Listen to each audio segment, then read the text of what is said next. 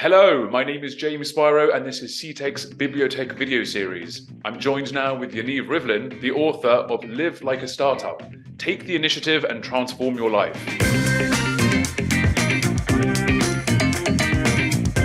Yaniv is the founding general manager of Bird in Israel, where he also ran the EMEA Government Partnerships department.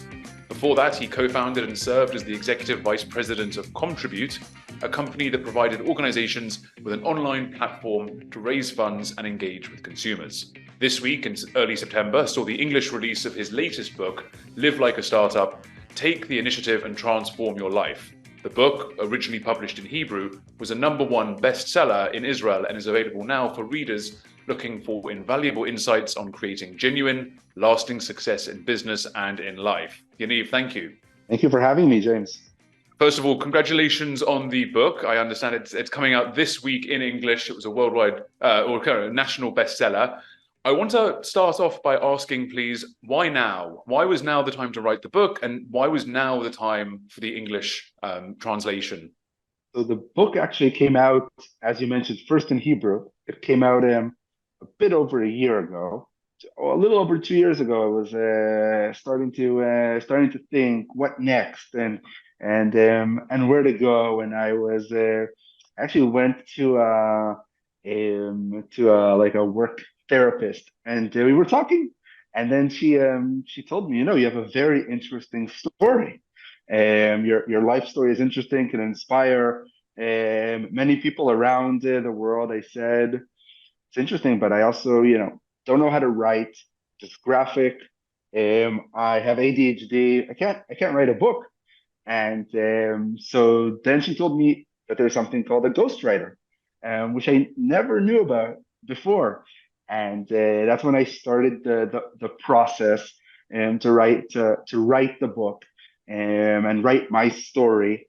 And it's been an incredible journey. It took me a year to write it in Hebrew and then put it out also in English. And I felt that it was the right time for me, looking back after getting really a lot of multidisciplinary experience around different sectors, from the military early on in Israel to the nonprofit sector, to the public sector, to the business sector, which was my last 5 years, starting the shared e-scooter business in Israel, taking it to a #1 market in the world, and transforming there, and understanding that there's a lot of value in my story that can hopefully help guide people. And that's why I also decided to write and to call the book Live Like a Startup, because I think that in the end, we all need to live in our personal lives like a startup. And we can go more into what that means. But in the essence of, yeah, sorry, go for it, James. Yeah, no, sorry, that was wonderful. That's exactly what I want to do. I'd love to, for the folks that aren't so familiar with Israel being a startup nation, but also startups generally, that they're a crazy, chaotic time. So for me, when I saw the title "Live Like a Startup," I thought, oh my gosh, live like a startup? That's crazy. It's going to be stressful. It's going to be exciting. It's going to be all of these things. So what does that mean when you say live like a startup? I mean, we're going to start really basic. What does the title mean exactly? What does that look like? First of all, it's totally chaotic, but also our life is chaotic, right? Our life is chaotic, and I think one of the things that I talk about a lot throughout the book is getting into that state of fear, right? When you start a startup, right? You take a risk. You go into that state of fear. You have that, and if you look at the cover of the book, it's a roller coaster, because our life is a roller coaster like a startup. But only if you actually go into that state and you treat your life as a startup, you get into that state of fear, right? Every startup has that. But only when you get into that state of fear, then is where you actually learn and grow as a person. And it's inherently that point of fear. And if we look at that in our life as a startup, that it's actually good to get into that state of fear. It's actually good for us to take a risk. I chose the metaphor of an amusement park because I've never hopped on a ride that I was disappointed after, that I that I hopped on. But I didn't hop on rides, which I was disappointed that I didn't hop on, because for every ride I learned, like every startup, you learn something new, you grow. And when I look at my journey and at the new world today, it's great to hop on those rides. It's great to create many different startups. Get out of your comfort zone, like you do in a startup. Use a little bit of a dose of chutzpah, right? Use that, and it's a lot that also Israel taught me a lot. There's a reason why we became Startup Nation. We became Startup Nation out of that necessity of really taking that initiative, taking those chances, hopping into it because of the environment we live in, and other reasons that we can discuss. But what my thesis is, we should treat our life also like a startup. Because if we'll treat our life also and live like a startup, we'll get to places like Dr. Seuss says. If you leave, you'll get to wonderful places, and it's the same thing. No, it's amazing, and I really like that idea you touched on about doing the things that maybe you're scared of, or that may bring failure or disappointment, because no one regrets the things that they do. People regret the things they don't do. And so I think that's a big thing, what you say about getting on that ride and that roller coaster, and something you said just now about the healthy dose of chutzpah. I love that aspect, and I wanted to touch on it a bit more. You do address it a bit. What does it mean for those who may not be so familiar with the term chutzpah, may not be so familiar with what it is to have it, let alone a healthy dose of it? What is it, and how does it impact our lives? I'll take it from a story that I also write in the book. But chutzpah to me is to me, there's always a way. Okay, there's always a way and to get things. And once you understand that mentality, a little bit of chutzpah is taking that step, being a little bit, getting out of that comfort zone, willing to do that. I'll give you an example that I read in the book, which was also one of the reasons I called the book "Live Like a Startup." So I happen to, by the way, almost everything, and I write about it in my book, almost everything I failed first attempt. I failed first attempt, but most of the people, when they fail the first attempt, they don't try a second time. They don't try. They say, okay, I failed the second time. But like most of the things, I got into the second time. So I got into the second time a program at McGill University. I got into it second time, failed the first time, arrived there, met a person that told me to apply to Harvard. I applied to Harvard. A kid, my story is that I grew up in a small town in the north of Israel, 3,000 people, town Pleasantville, if you would say so, and grew up from there. So I never thought about Harvard as a potential place. Encouraged me to do so. I applied. I got in to Harvard, but I didn't come for money. I didn't have money to spend on it, so I had to get a scholarship. So I found this scholarship called E. David Fishman Scholarship from St. Paul, Minnesota, which I would never find if I wouldn't have looked and through the communities. Found that one Israeli every year gets it for political science, economics, and law. Israelis in the Ivy League in the US. Applied, okay, got to the final stage. They called me back and said, me and 23 others are in the final stage. Get on WebEx. We're now doing this on Zoom. Do you remember WebEx? That was like 12 years ago. That's a bit before my time, I think, yeah. It was a Cisco company. That's how you used to do video conferencing. So they told me, get on a WebEx. Dan told me, get on a WebEx. I said, Dan, I can get on a WebEx, but is it okay if I come to you to Minnesota, December? He said, listen, no one has asked to come to Minnesota, but if you want, sure, pay for yourself, come pay for your hotel and stay. So I paid $480, hopped on a flight from Montreal to Minnesota. December in Minnesota, you don't want to be there. It's freezing. I stayed in Motel 6, $19.99, didn't have a budget, arrived to the interview, and got the full scholarship to Harvard. Now, I maybe could have gotten otherwise, but that chutzpah of asking Dan to come to Minnesota, to hop on a flight, not just get on a WebEx and do what everybody does, that's the chutzpah that I believe got me that scholarship, and that was the only way I could actually study at Harvard. And I think that is an essence of not taking things for granted.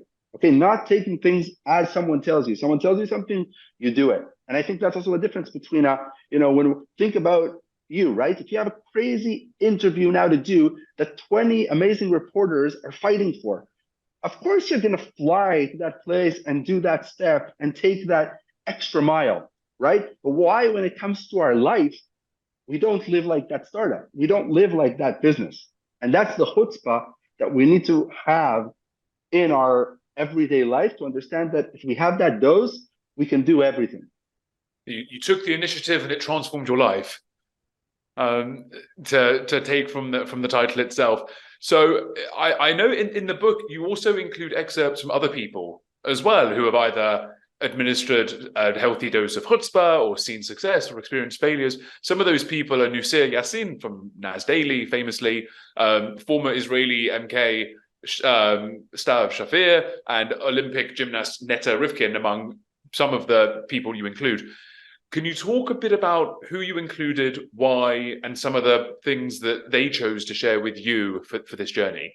Yeah, that has been one of the things that I'm most grateful for. And I thought when I was writing the book, I never wrote a book before, but I thought it would be really interesting and fascinating for the readers as well to add other people with tips. So I thought who would fit in every chapter that I talk about throughout the journey. So Nas is a great example. Nusayr Yassin, you mentioned he was a friend from Harvard, the undergrad when I did graduate school, and Nas's heading to his chapter is remarkable from my perspective.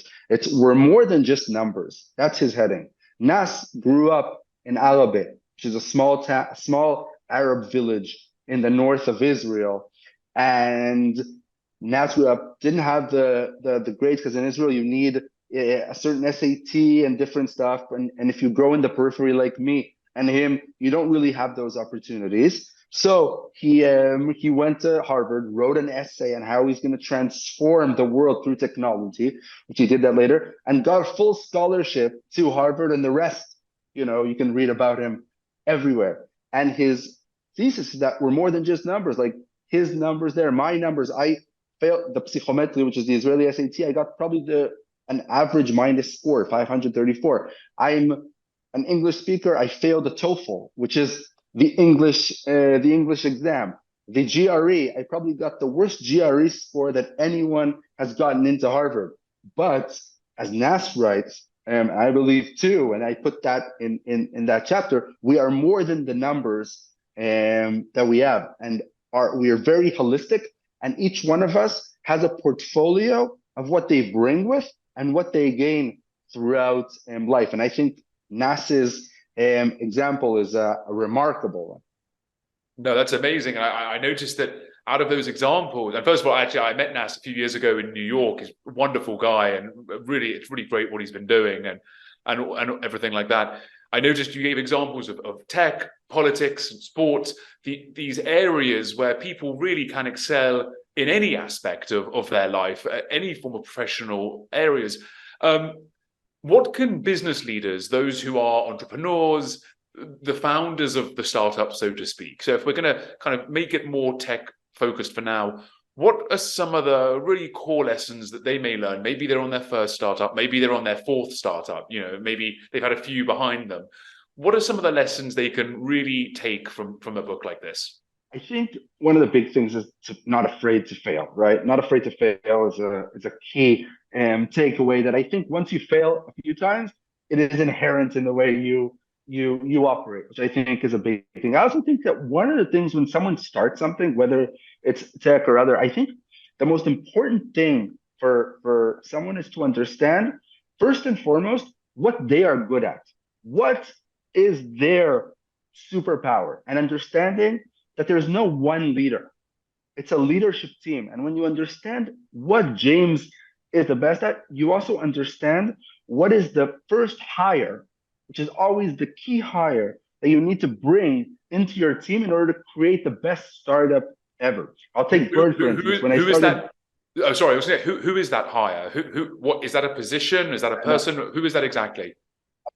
Position and a person. So if you, and it's the combo, right? Because if you, James, are good at, you're a great CEO, right? But you're not a good communicator. You are, but you're not a good communicator. You will bring that chief communications officer that will enable you to excel. And that is super important. For instance, if I look at Bird, that I started here, the first global market that became number one market in the world, I wasn't an operations guy. Like I then wasn't. So the first hire, understanding my core strength, is bringing Naji, bringing that operations on the ground person and being able to delegate in a way that is the most useful for me. And a lot of people sometimes tend to take someone or someone that is more like them, when actually you need to bring who is the person that will complete you. What is that team that will complete you? And also understanding and being humble and understanding that you don't know everything. And you can't know, you can't do everything. One of my core values in life is outsourcing. I believe that outsourcing is one of the most important things. By the way, this book, I wouldn't talk to you right now if it wasn't for outsourcing, because taking Anat to be my ghostwriter, that is the only way the book came out. And I was, in a way, humble enough to understand that I don't know how to write. So I need to bring that added value in order to get to that place. And I think as a leader and someone that starts something, understanding what to bring, what people in what positions is the key for success. Yeah, well, that sounds amazing. So it's not just identifying your strengths, but it's also identifying your weaknesses and saying, actually, where am I lacking here? How can I complete this process and fill in those gaps? Great, Yaniv. Finally, where can we get a copy? What next? What next for us? Where can we get ourselves a copy of such insights? Thank you very much. You can get it right now on Amazon. So it's out in pre-sale in Amazon. Maybe by the time this episode out, it'll already be out and running. But yeah, if you want to add the link, it would be great. Live like a startup, Yaniv Rivlin. I hope, again, it got to Israel. I was truly humbled by its success, getting to number one in Israel. It actually, Bibi Netanyahu's book, it took it out of the bestseller. So I passed Bibi in the bestseller. So I really hope it'll have similar success abroad. I think the strength of the book really is that it talks both. I've had people that are, going into university, and I've had CEOs of leading companies read it and say that they've taken something. So I think it's a book that really talks to everybody in certain and different points in life. But the lessons are the same for us in the beginning, throughout, and after. Yeah, it definitely seemed to me that the lessons could apply to starting up a company, or it could be to becoming a parent, starting a family for yourself, becoming an Olympic athlete. There are so many ways that the lessons like this could be applied to so many different areas. Which is why I found it so interesting to live like a startup and not live life like a government or live life like a like a sports team. I love the startup analogy, and I love the way it ties into Startup Nation and the relationship there with Israel. Yaniv, thank you so much for taking the time. I wish you the best of luck with the release, and I can't wait to hear how it all goes. Thank you so much. Thank you so much for your time.